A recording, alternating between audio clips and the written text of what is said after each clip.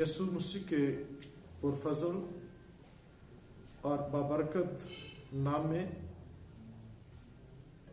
तालब Daniel का आप सबको सलाम। मैं यसु मसीह का खादम तालब डैनियल गौरी रिवर सी टीवी सोडिवाल लाहौर से आज शाम मैं आपके लिए खुदा के कलाम को आपकी खिदमत में लेकर हाजिर हूँ। और आज हम रोज़े के तलक से खुदा के कलाम से चंद बातों को सीखेंगे।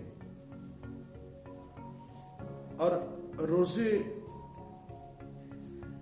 जब भी हम पुराने अहदनामे के अंदर देखते हैं कि रोज़ा रखा गया और उसके अंदर ख़ास तौर पर रोज़ा उस तलक से रखा गया और हम 4 पॉइंट पर आज बात करेंगे। और पहला पॉइंट जो है वो है गुनाहों से तौबा। और नैनवा शहर के लोग और जिनकी बाबत कलाम के अंदर लिखा है कि नहायत बदकार, बदकिरदार, गुनहगार, खुदा से दूर।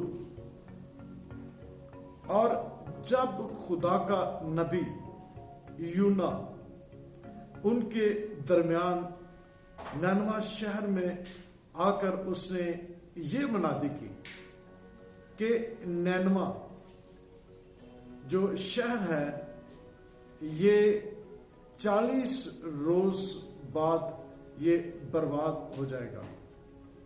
और इसकी खबर जब नैनवा शहर के लोगों के कानों तक पहुंची तो हम खुदावंद के पाक कलाम के अंदर लिखा है कि सब लोग उसके अंदर बूढ़े क्या, जवान क्या, सब हवान क्या, सब के सब ने खुदा के हजूर और रोज़ा और दुआ और खुदा के हजूर गिला जारी की। और जब इसकी खबर बादशाह को पहुंचती है तो बादशाह भी अपने तख्त से उठकर उससे टाट उड़ा और राख पर बैठ गया और कहा कि रोज़े की नैनवा शहर के अंदर ये मुनादी करो। और हम देखते हैं कि नैनवा शहर के लोगों ने और रोज़ा और राख और खुदा के हजूर, जब सब खुदा के हजूर झुक गए और खुदा के हजूर दुआ करने लगे और गिला जारी, और इसका मतलब है कि रोना पीटना, वावेला करना। और उतनी देर तक हम देखते हैं इंसान के आंसू या इंसान खुदा के हजूर उतनी देर तक नहीं टूटता जब तक इंसान अंदर से ना टूटे। और हम खुदा के कलाम के अंदर नैनवा शहर के लोगों के अंदर हम देखते हैं कि वो अंदर से टूट जाते हैं और अंदर से उनके आंसू जो है वो आंखों से टपकते हैं और वो जार जार खुदा के हजूर रोते हैं और खुदा के हजूर इकरार करते हैं कि हम गुनहगार हैं, हमने खुदा का गुनाह किया है।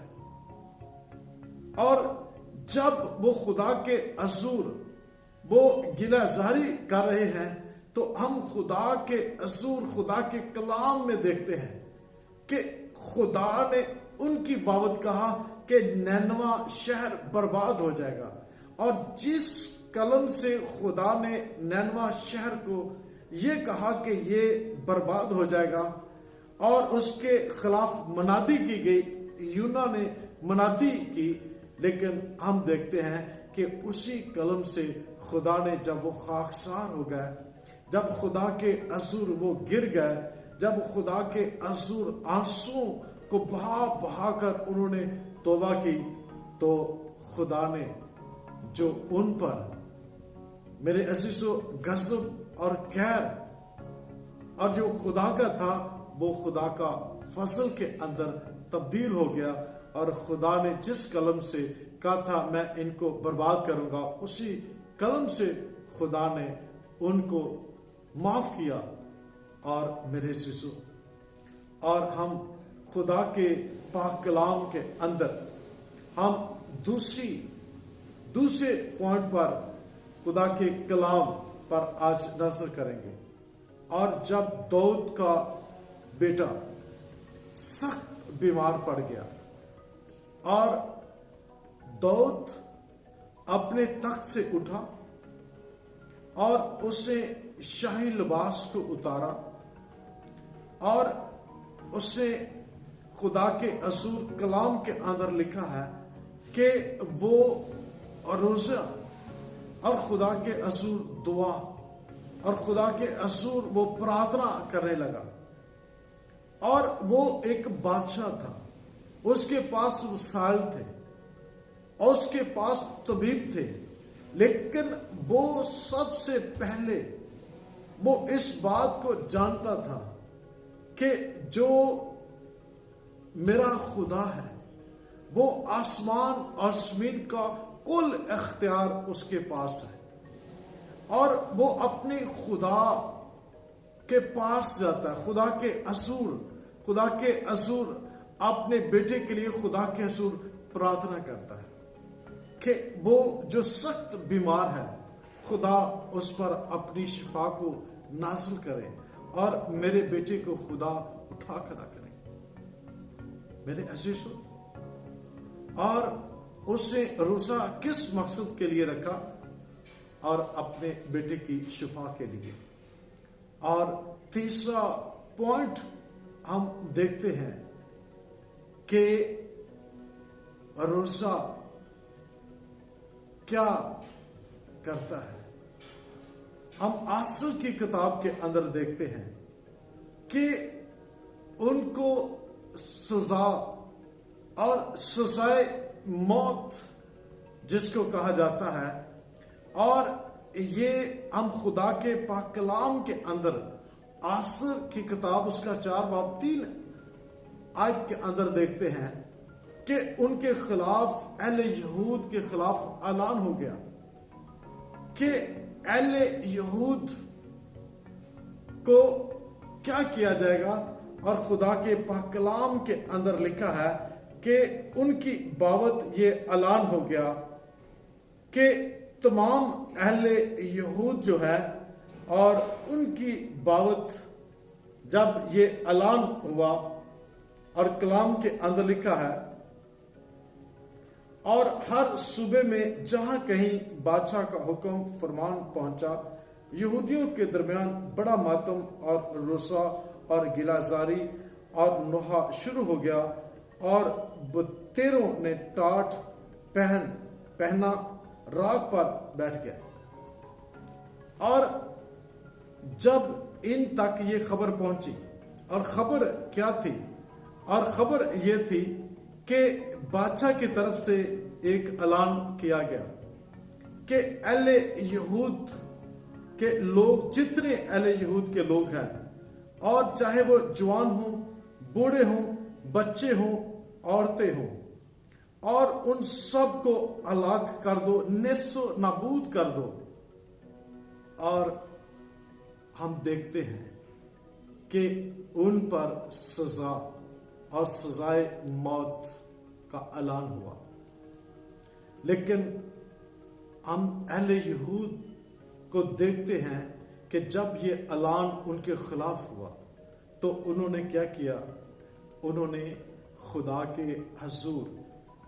کے حضور ہم کلام کے اندر دیکھتے ہیں کہ ماتم، روزہ، گلہ زاری کی، اور ٹاٹ اوڑھ لیا اور راکھ پر بیٹھ گئے.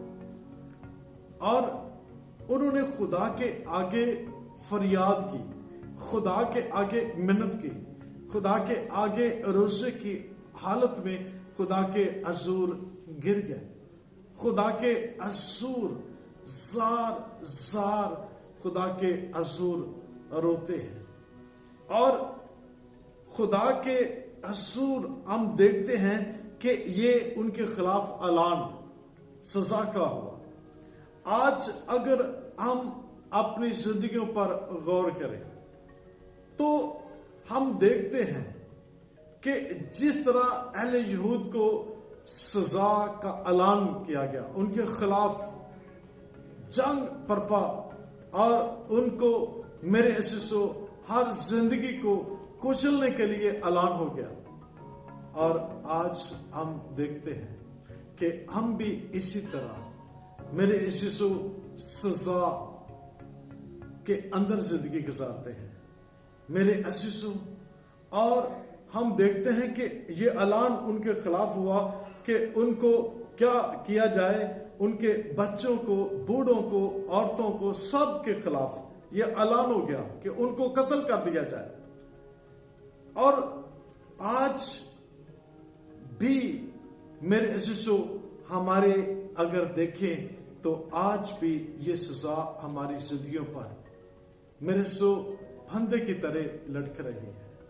لیکن آج ہمیں بھی کیا کرنا ہے؟ اہل یہود کی طرح آج ہمیں بھی خدا کے حضور دعا کرنے کی ضرورت ہے. خدا کے حضور گلہ زاری کرنے کی ضرورت ہے. خدا کے حضور جھکنے کی ضرورت ہے. میرے سو آج اگر ہم دیکھیں تو کتنے ہمارے نوجوان ہیں کہ جو میرے سو موت کے قبضہ کے اندر ہیں. میرے سو آج کتنے ہمارے بزرگ ہیں جو موت کے قبضہ کے اندر ہیں، ہمارے نوجوان میرے سو. اور آج ہمیں بھی میرے سو جس طرح آسر کی کتاب کے اندر ہم دیکھتے ہیں کہ میرے سو ایک زندگی نے، میرے سو آسر نے، میرے عزیزو خدا کے حضور روزہ رکھ کے میرے سو ہم دیکھتے ہیں کہ اپنی قوم، پوری قوم کو میرے سو آسر نے بچا لیا. تو میرے سو اگر آج ہم روزہ رکھے تو کیا میرے سو آج ہم اپنے گھر کو نہیں بچا سکیں گے؟ کیا آج ہم اپنے علاقے کو نہیں بچا سکیں گے؟ میرے سو آج ہم بھی میرے سو بچا سکیں گے. لیکن کب؟ جب ہم خدا کے حضور کلام کے اندر جو لکھا ہے کہ ان کو جب خبر ملی تو وہ خدا کے حضور عروسے میں خاکسار بن کر خدا کے حضور جھک گئے. اور ہم چوتھا پوائنٹ جو ہے، ہم یوئیل 2 باب اور اس کی ہم میرے سسو ہم خدا کے پاک کلام میں سے ہم دیکھتے ہیں اور اس کی چند آیات پر ہم خدا کے حضور ہم غور کریں گے. اور دوسرا باب، یوئیل اس کا دوسرا باب اور اس کی 15 آیت کے اندر لکھا ہے، اور سیون میں نرسنگا پھونکو اور روزے کے لیے ایک دن مقدس کرو، مقدس محفل فراہم کرو. میرے عزیز، میری بہنوں، میرے بھائیوں، میرے بزرگوں، اور ہمیں صرف 40 روزے ہی نہیں رکھنے، بلکہ خدا کا کلام کہتا ہے کہ یہ 40 روزے ہماری روحانی ترقی کے لیے. اگر آپ سارے روزے 40 رکھنا چاہتے ہیں آپ رکھیں، خدا آپ کو برکت دے. لیکن خدا کے پاک کلام کے اندر لکھا ہے کہ ایک دن روزے کے لیے، ایک دن روزے کے لیے مقرر کرو اور ایک دن مقدس کرو، مقدس محفل، یعنی کہ خدا کے لیے ایک روز مقدس اور پاک ٹھہرا کر، یعنی کہ خدا کے حضور روزے کی حالت میں خدا کے حضور اور تنہائی کے اندر خدا کا کلام کہتا ہے ایک دن مقدس کر کے خدا کے حضور ٹھہر جاؤ۔ اور اس کا دوسرا پوائنٹ ہے تم لوگوں کو جمع کرو اور جماعت کو مقدس کرو اور بزرگوں کو اکٹھا کرو۔ یعنی کہ تم لوگوں کو جمع، یعنی کہ عام لوگوں کو، یہ نہیں کہ صرف مقدسین کو اکٹھا کرو، راس بازوں کو اکٹھا کرو۔ میرے جو کلام کے اندر لکھا ہے کہ تم سب لوگوں کو اکٹھا کرو اور جماعت کو مقدس، یعنی کہ ان کو خدا کے حضور یعنی کہ پاک برے کے لہو سے ان کو دھو کر، یعنی کہ یہ مقدس کرنے کا مطلب ہے کہ خدا کے حضور توبہ کی حالت میں وہ اکٹھے ہوں۔ اور ان میں سے کون کون سے لوگ خدا کن کا چناؤ کرتا ہے؟ خدا میرے سے کلام کے اندر سب سے پہلے کہتا ہے بزرگوں کو اکٹھا کرو، پھر بچوں کو، شیرخواہوں کو بھی۔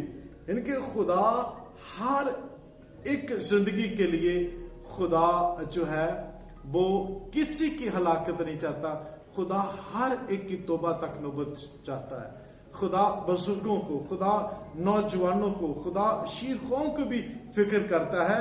اور آگے لکھا ہے دولہا اپنی کوٹری سے اور دلہن، اور خدا کا کلام کہہ رہا ہے کہ دولہے کو بھی اور دلہن کو بھی کیا کرنا ہے؟ خدا کے حضور اپنے آپ کو پیش کرنا ہے۔ اور پھر خدا کا جو کلام ہے وہ خدا کہہ رہا ہے کہ کاہن کو بھی، یعنی کہ آج کے خادموں کے لیے بھی یہ خدا کا کلام ہے کہ وہ بھی کیا کرے کہ خدا کے حضور ایک دن مقرر کرے اور ایک دن خدا کے لیے مقدس اور مقرر کر کے خدا کے حضور کلام کے اندر لکھا ہے کہ گلہ زاری کرے اور خدا کے حضور جھک جائے۔